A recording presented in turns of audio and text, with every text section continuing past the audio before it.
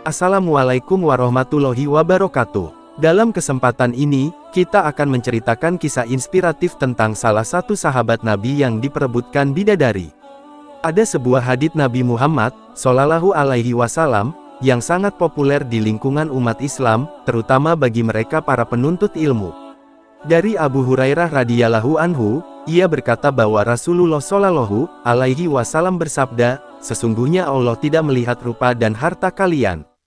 Akan tetapi, Allah hanyalah melihat pada hati dan amalan kalian."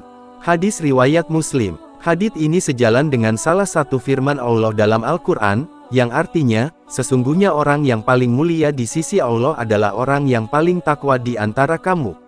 Quran Surat Al-Hujurat, ayat 13. Dan ada satu kisah sahabat Nabi yang sangat menyentuh hati, karena memilih berjihad bersama Rasulullah Shallallahu Alaihi Wasallam, daripada kenikmatan dunia.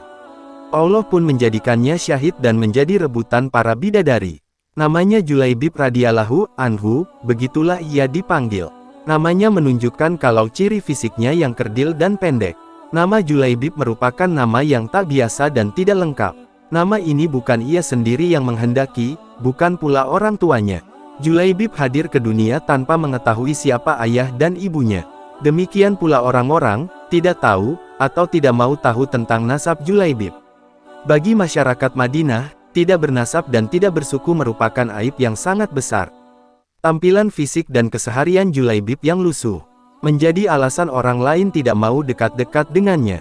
Wajahnya terkesan sangar, pendek, bunguk, hitam, dan juga fakir, pakaiannya lusuh, kakinya pecah-pecah tak beralas.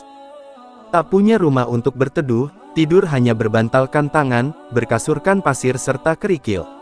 Tidak ada perabotan, minum hanya dari kolam umum, yang diambil dengan telapak tangan. Abu Barzah, pemimpin Bani Aslam, sampai-sampai berkata tentang Julaibib, "Jangan pernah biarkan Julaibib masuk di antara kalian. Demi Allah jika dia berani begitu, aku akan melakukan hal yang mengerikan padanya." Demikianlah keadaan Julaibib kala itu. Namun, Allah subhanahu wa ta'ala berkehendak menurunkan rahmatnya, tidak satu makhluk pun bisa menghalangi. Julaibib menerima hidayah, dan dia berada di barisan terdepan dalam salat maupun jihad.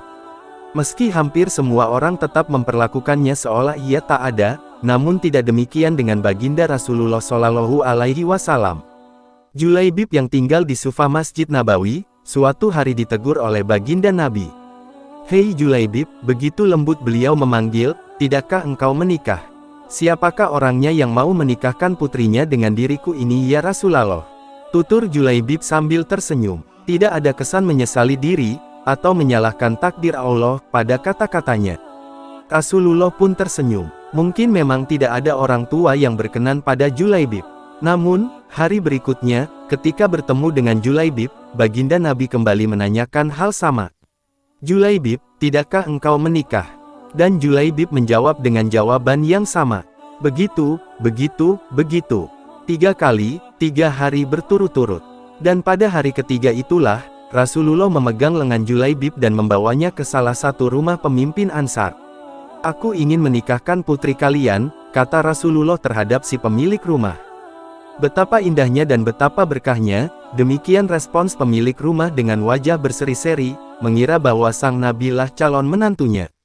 "Oh, ya Rasulullah, ini sungguh akan menjadi cahaya yang menyingkirkan temaram di rumah kami." "Namun bukan untukku," kata Rasulullah. "Kupinang putri kalian untuk Julaibib," tegas Rasulullah. Julaibib hampir terpekik ayah sang gadis. "Iya, untuk Julaibib," sahut Rasulullah. "Ya Rasulullah, saya harus meminta pertimbangan istri dulu tentang hal ini," kata ayah sang gadis. Dengan Julaibib, istrinya menjawab, "Bagaimana bisa?" Julaibib berwajah lusuh, tidak bernasab, tidak berkabilah, tidak berpangkat, dan tidak berharta. "Demi Allah tidak akan pernah putri kita menikah dengan Julaibib." Perdebatan itu tidak berlangsung lama. Dari balik tirai putrinya berujar, "Siapa yang meminta?" Sang ayah dan sang ibunya pun menjelaskan, "Apakah kalian hendak menolak permintaan Rasulullah? Demi Allah, kirim aku padanya. Dan demi Allah, karena Rasulullah yang meminta, maka tak akan membawa kehancuran dan kerugian bagiku," kata sang gadis. Sang gadis salehah itu lalu membaca ayat, yang artinya, Dan tidaklah patut bagi lelaki beriman dan perempuan beriman, apabila Allah dan Rasul-Nya telah menetapkan suatu ketetapan, akan ada bagi mereka pilihan lain tentang urusan mereka. Dan barang siapa mendurhakai Allah dan Rasul-Nya maka sungguhlah dia telah sesat, sesat yang nyata. Qs. Al-Ahzab, 36. Dan baginda Nabi pun dengan tertunduk berdoa, untuk sang gadis salihah itu. Ya Allah, limpahkanlah kebaikan atasnya, dalam kelimpahan yang penuh berkah. Jangan kau jadikan hidupnya payah dan bermasalah, demikian doa indah Rasulullah. Maka betullah doa baginda Nabi. Tak lama kemudian Allah karuniakan jalan keluar baginya. Kebersamaan di dunia, ternyata tidak ditakdirkan terlalu lama. Meski di dunia sang istri salehah dan bertakwa, tapi bidadari telah terlampau lama merindukannya di surga. Julaibib lebih pantas menghuni surga daripada dunia yang tidak bersahabat padanya. Saat syahid di medan perang, Rasulullah begitu kehilangan. Pada akhir pertempuran, baginda Nabi bertanya kepada paranya, "Apakah kalian kehilangan seseorang?" "Tidak ya Rasulullah," serempak para sahabat menjawab. "Memang Julaibib tidak berarti di kalangan mereka." "Apakah kalian kehilangan seseorang?" tanya Rasulullah kembali. Baginda Nabi bertanya lagi. Kali ini wajahnya merah bersemu. "Tidak ya Rasulullah." Kali ini sebagian menjawab dengan was-was, beberapa orang menengok ke kanan dan ke kiri. Rasulullah menghela nafasnya. "Tetapi aku kehilangan Julaibib," kata beliau. Para sahabat tersadar, carilah Julaibib. Maka Julaibib yang mulia pun ditemukan. Ia terbunuh dengan luka-luka di sekujur tubuh dan wajahnya. Di sekitar jasadnya, ada 7 jasad musuh telah ia bunuh. Rasulullah dengan tangannya sendiri mengkafani Julaibib. Beliau mensalatkannya dan berdoa, "Ya Allah, dia adalah bagian dari diriku dan aku adalah bagian dari dirinya," kata Rasulullah. Demikianlah kisah Julaibib, yang akhir hayatnya berakhir syahid, ketika membantu Rasulullah Shallallahu Alaihi Wasallam dan para sahabatnya. Pilihannya berjihad dan merindukan syahid mendapat ganjaran indah dari Allah Subhanahu wa Ta'ala. Rupa memang tidak seelok para bangsawan, harta tak sebanyak yang dimiliki para raja, namun bidadari surga berebut menginginkan sosok Julaibib. Sangat paslah kiranya, kita menyimpulkan, bahwa ketakwaan, merupakan harta paling berharga di sisi Allah.